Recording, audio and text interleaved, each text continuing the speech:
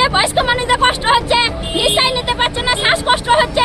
এগুলো কি ভালো হচ্ছে না? এই লোকগুলো কাকসার তোমরা গ্রামে এক ব্যক্তির চালের আড়তে মজুত করা মুরগির খাবার সহ অন্যান্য সামগ্রীতে আগুন লাগার ঘটনায় আজ সকালে কাকসার তোমরা গ্রামে পানাগড় মোড়গ্রাম রাজ্য সড়ক অবরোধ করে বিক্ষোভে বসেন গ্রামের মানুষ। এলাকাবাসীর অভিযোগ, গ্রামের মধ্যে যে চালের আড়ত রয়েছে তাতে যে সমস্ত জিনিস মজুত রয়েছে তার থেকে বিষাক্ত গন্ধ ছড়াচ্ছে এলাকায় থাকতে সমস্যায় পড়তে হচ্ছে তাদের।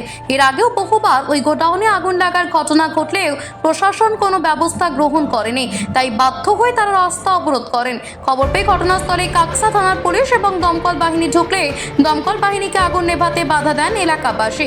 এছাড়াও পুলিশকে ঘিরে বিক্ষোভ দেখান এলাকার মানুষ। এখানে একটা মদ তৈরি করছে, মদের যে জাবরানি বলে, ওই গ্যাসে আমরা তো থাকতে পারছি না, আগুন ধরে যাচ্ছে। এখানে প্রায় 3 মাস হয়ে গেল। আজ উঠবো, কাল উঠবো, আজ তুলে নেবো, কিন্তু কোনো দিন তুলছে না। পুলিশ আসছে, আগুন ফায়ার ব্রিগেড আসছে, নিমিছে চলে যাচ্ছে, আবার দেখে সেই হয়ে যাচ্ছে 1 দিন 2 দিন পরেই। এটা আমাদের এই যে মুরগি খাবার বলে রেখেছিল, কেমিক্যাল রেখেছে, প্রত্যেকদিন গন্ধতে থাকা যাচ্ছে না। অচেন্ত বাচ্চা ছেলেদেরও কষ্ট হচ্ছে, আমাদেরও কষ্ট হচ্ছে।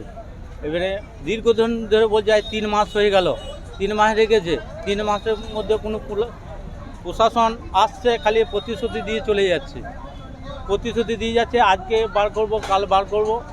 ওই জন্যে আজকে আমাদের গ্রাম মিলে আমরা পথ অবরোধ করেছি, গাড়ি আটকে দিয়েছি।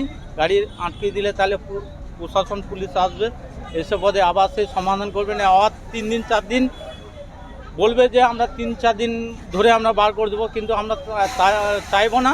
আমরা চাইছি যে জিসিবিদের জন্য মালটা আজকে তুলে দেবো।